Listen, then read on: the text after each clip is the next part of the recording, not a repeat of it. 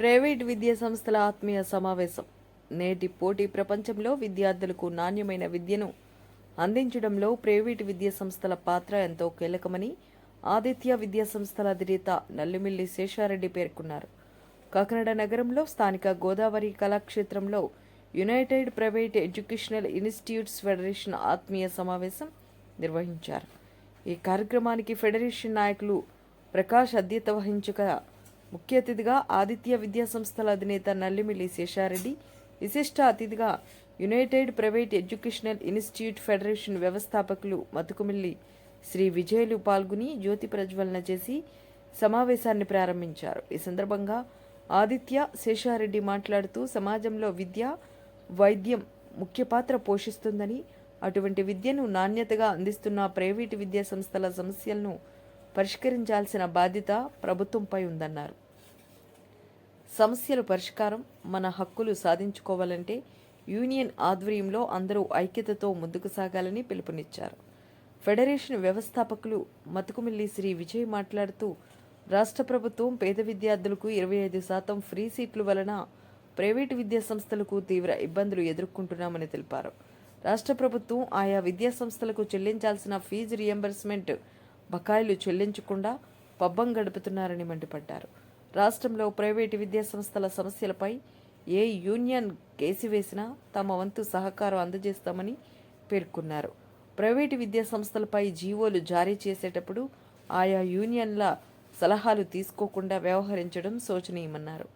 Private విద్యా సంస్థల సమస్యల పరిష్కారానికి, న్యాయమైన హక్కుల సాధనకు పోరాటం చేసేందుకు తాను ఎల్లప్పుడూ ముందుంటానని, విద్యా సంస్థల ప్రతినిధులందరూ ధైర్యంగా ముందుకు సాగాలని పిలుపునిచ్చారు.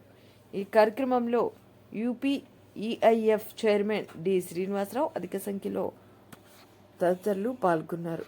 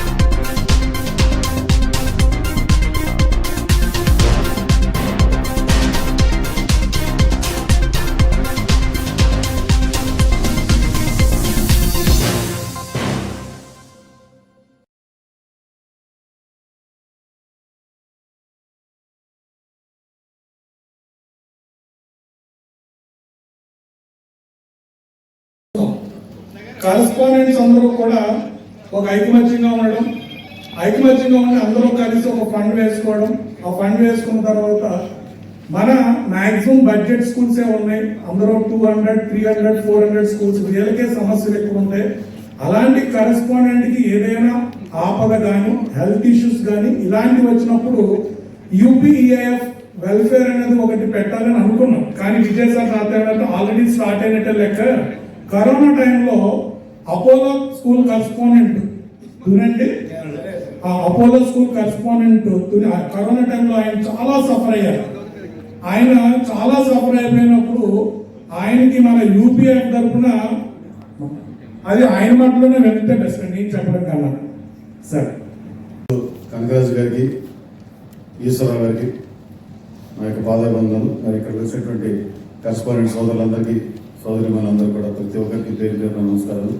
ఇక్కడ వచ్చినటువంటి ప్రిన్సిపల్స్కి, సబ్ స్టాఫ్ అందరూ కూడా నా యొక్క నమస్కారాలు. మా కోనసీమ జిల్లా నుంచి పెద్ద ఎత్తున వచ్చినటువంటి నా కరెస్పాండెంట్ సోదరులు నమస్కారాలు. ముఖ్యంగా నేను ఎక్కువ టైం తీసుకోను కానీ అప్పుడే ఓపెన్ చేస్తాను. నేను ఎక్కువ టైం తీసుకోను కానీ అసలు ఈ యొక్క యూపీఐఎఫ్ మీటింగ్స్లో చాలా సందర్భాల్లో మనం ఎక్కడి నుంచి స్టార్ట్ అయ్యి మన జర్నీ ఏంటి అనేది చాలా వివరంగా మరి చైర్మన్ గారు శ్రీనివాస్ గారు చెప్పడం జరిగింది. నేను దాని గురించి ఎక్కువ చెప్పను కానీ మొట్టమొదటిగా సత్యనారాయణ గారికి మైక్ ఇవ్వడం కొంచెం భయం అయినప్పటికీ సత్యనారాయణ గారికి మైక్ ఇచ్చాడు నారాయణ. సత్యనారాయణ గారు చెప్పిన దానికి ముందు నేను క్లారిఫికేషన్ ఇవ్వాలి. అమలాపురం నుంచి ఆయన ఎప్పుడు ప్రతి మీటింగ్లో ఒక మాట చెప్తాడు,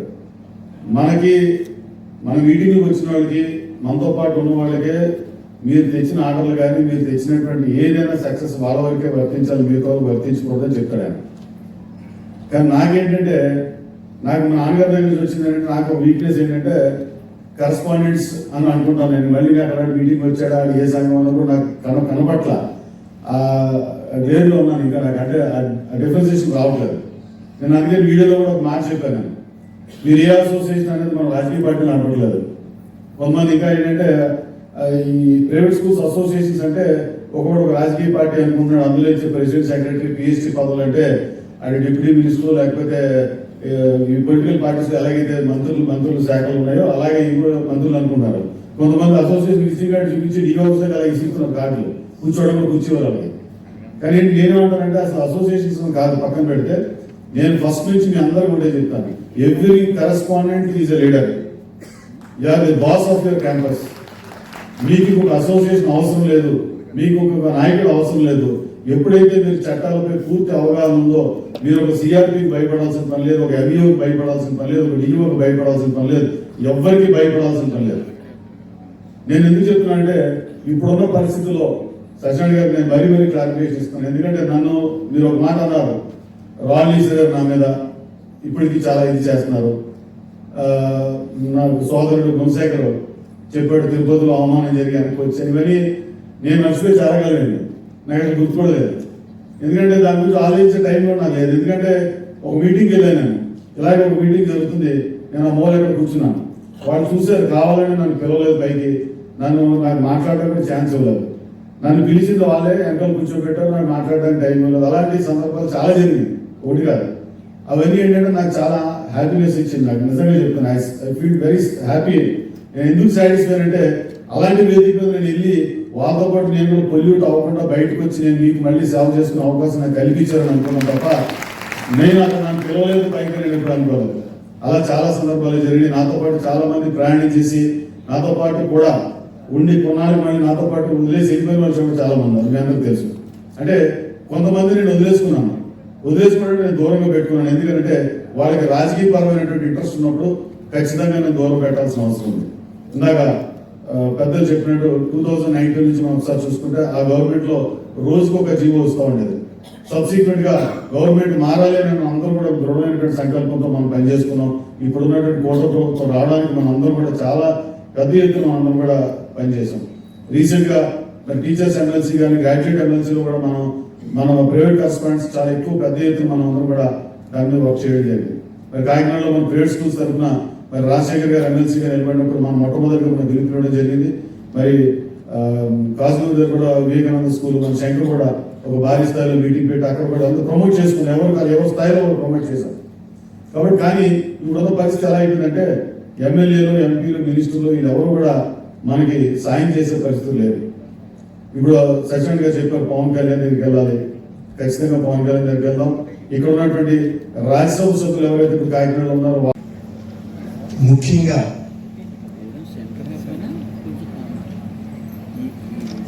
ఈ రాష్ట్ర చరిత్రలో ప్రైవేట్ అన్ఎయిడెడ్ విద్యా సంస్థల్ని ఒక ఆర్గనైజేషన్ యూపీఐఈఎఫ్ ఏర్పాటు చేసి అనేక మంది కరస్పాండెంట్స్ హృదయాలలో ఒక నిర్భయంగా ధైర్యంగా ముందుకు వెళ్ళటానికి అవసరమైతే అధికారులతో కానీ ప్రభుత్వంతో కానీ మన విషయాలను స్పష్టంగా చెప్పడానికి మనం అనుకున్నటువంటి లక్ష్యాలు సాధించడానికి కారణభూతులైనటువంటి విజయ్ గారిని మనస్ఫూర్తిగా ఆశీర్వదిస్తూ ఉన్నాం.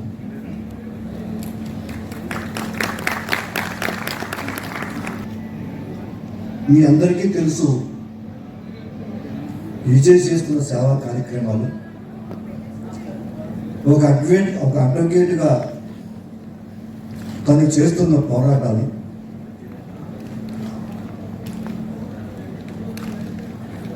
ఆయన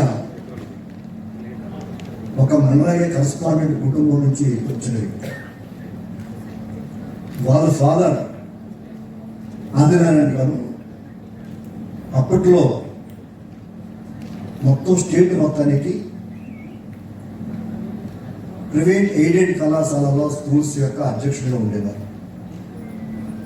ఆ లక్షణాలను పుణికిపుచ్చుకొని ఈరోజు మనం ఎదురు చూస్తున్నటువంటి అనేక విషయాల పట్ల మనం ఎంత పీల్ చేసినా, ఎంత రిక్వెస్ట్ చేసినా, ఎమ్మెల్యేలు వెళ్ళినా, ఎమ్మెల్సీలు వెళ్ళినా, ఎవరు మాట్లాడినా అవి జరగకుండా ఉండటానికి దాన్ని కేవలం లీగల్గానే మనం అప్రోచ్ అనే ఉద్దేశాన్ని మనందరిలోనూ కలిగించి మనందరి తరఫున పోరాడుతున్న విజయ్ మరొకసారి నా యొక్క ఆశీస్సులు తెలియజేసుకుంటూ,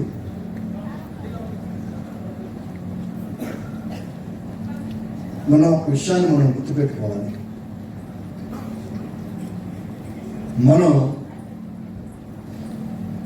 ఐ డోంట్ నో ఎంతమంది by choice or by chance ఈ ప్రొఫెషన్లోకి వచ్చారో తెలియదు.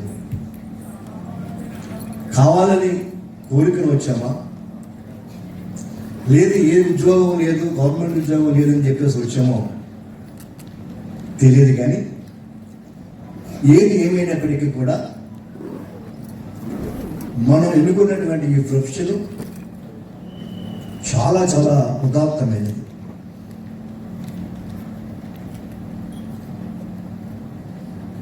ఈ విషయంలో ఒకటి మెడికల్, రెండు ఎడ్యుకేషన్. ఈ రెండు ప్రొఫెషన్స్ కూడా చాలా ఉత్తమమైనవి. ప్రాణాలు రక్షించేది ఒకటైతే జీవితాన్ని ఇచ్చేటటువంటిది మన విద్యా వ్యవస్థ. మనం చదువు చెప్తున్నటువంటి విద్యార్థులు అనేక వందల వేల లక్షల మంది విద్యార్థులు వాళ్ళు ఉన్న స్థానానికి వెళ్ళడానికి మనమే ప్రముఖ పాత్ర వహిస్తున్నాం. ప్రభుత్వ సంస్థలు ఎన్ని ఉన్నా ప్రైవేట్ విద్యారంగం లేకపోతే ఈ పోటీ ప్రపంచంలో మన పిల్లలు ఒక రాష్ట్ర స్థాయిలో కానీ, ఒక జాతీయ స్థాయిలో కానీ, ఒక ప్రపంచ స్థాయిలో కానీ విజయాలు సాధించడం చాలా కష్టమైన విషయం మనందరికీ తెలుసు. అటువంటి ప్రొఫెషన్ మనం ఎన్నుకొని ఒక విధంగా ప్రభుత్వానికి మనం చేసేటటువంటి తోడ్పాటు కానివ్వండి, కోఆపరేషన్ కానీ చాలా ఎక్కువ. అది ప్రతి ఒక్కరికి తెలుసు విషయం, మనం చెప్పనక్కర్లే. ప్రతి ఎమ్మెల్యేకి, ప్రతి ఎమ్మెల్సీకి, ప్రతి మంత్రికి, including our education minister, including our chief minister అందరికీ తెలుసు. అయితే వారి యొక్క పొలిటికల్ పరిస్థితిని బట్టి ప్రజలలో. నమస్కారం అండి. నేను అపారో స్కూల్ కరస్పాండెంట్. నా పేరు ఇమాన్యుయల్ జి గడం. నేను 2021 ఏప్రిల్లో కోవిడ్ అంటే చాలా ఆ టైం చాలా పీక్ ఏదో ఉంది. ఆ టైంలో ఆల్మోస్ట్ అది 50% డ్యామేజ్ అని చెప్పేసి రిపోర్ట్ తెస్తుంది. వెంటనే నేను నా వాడి నుంచి విశాఖపట్నం వెళ్ళాను. వెళ్తే అక్కడ జాయిన్ అవ్వకముందు 8,50,000 కడితేనే లోపల తీసుకున్నాం, లేకపోతే లేదన్నారు. ఎందుకంటే చాలా డ్యామేజ్ అయిపోయింది, మేము మీకు గ్యారెంటీ ఇవ్వలేము, మీరు తప్పనిసరిగా అది కడితేనే మేము తీసుకుంటామన్నారు. అయితే ఈ లోపు నాకు తెలియదు, నేను లోపలికి ఎంటర్ అయిన తర్వాత నాకు టెస్ట్ చేస్తున్నారు. మరి మా బాబుకి చిన్న మెసేజ్ వచ్చింది. మన అసోసియేషన్, మన ఎవరైతే మా మాస్టర్ ఇక్కడ లక్ష్మీనారాయణ ఉన్నారు, మేము బాగా క్లోజ్గా ఉంటాము, దగ్గరగా ఉంటాము. ప్రతిదీ కూడా ఆయన చక్కగా ఎక్స్ప్లెయిన్ చేస్తారు, వివరిస్తారు. ఈ మెసేజ్ కూడా విజయ్ గారికి వెళ్ళదు. ఫస్ట్ మొట్టమొదటిగా విజయ్ గారు ఆయన మొట్టమొదటిగా నా గురించి ఎప్పుడైతే విజయ్ గారికి వెళ్ళిందో వెంటనే వారు ఇమీడియట్గా వారు మరీ స్టార్ట్ చేశారు. మన అసోసియేషన్ మొట్టమొదటిగా సార్ మరీ స్టార్ట్ చేశారు. అక్కడ నుంచి అందరూ ఒక 1 అవర్లో నాకు ₹1,00,000 బయటపడిపోయిందండి. నాకు రాత్రి తర్వాత నాకు చెప్పారు. చాలా మంది కరెస్పాండెంట్స్ అందరూ కూడా ఎప్పుడైతే నన్ను అందులో చూపించారో, మరి నా బాబు బిడ్డ నాకు తెలియదు కానీ ఇమీడియట్గా మరి ఎంతమంది సాయం చేశారంటే వాళ్ళందరూ కూడా నేను ఎప్పుడు కూడా మర్చిపోను. లాస్ట్ టైం కూడా చెప్పాలనుకున్నాను కానీ నాకు అవకాశం రాలేదు. ఈసారి మీరు స్పందించిన తీరు నేను చాలా గర్వపడతాను. ఈ రోజు ఇలా ఉన్నానంటే నేను టోటల్గా ఇక్కడ బయటికి రావాలనుకున్నాను. నేను బయటికి రావడం చాలా కష్టపడుకున్నాను. ఆయన మొత్తానికి మీ అందరూ అభిమానించి నాకు సహాయం చేశారు. ఇమీడియట్గా 1 అవర్లో మ్యాక్సిమం చాలా డబ్బులు పంపించారు. నేను ఎప్పుడు కూడా మర్చిపోను. అదేవిధంగా మనందరూ కూడా ఎవరైనా ఇలాంటి స్థితిలో ఉన్నప్పుడు మనందరూ కూడా ముందుకెళ్ళి సహాయం చేస్తే అది చాలా గొప్పకూడదని చెప్పేసి మరి ఒకసారి మీ అందరూ కూడా అందరూ తెలియజేస్తాను. మరి ముఖ్యంగా మా తొలి అసోసియేషన్ వారికి, మరి ముఖ్యంగా విజయ్ గారికి మొట్టమొదటిగా స్పందించి చాలా సహాయం చేశారు. అలా చేయబడి ఈరోజు మరి మీతో మాట్లాడడానికి అవకాశం వచ్చింది. మీ అందరికీ వదనాలు తెలియజేస్తూ సెలవు తీసుకున్నాను.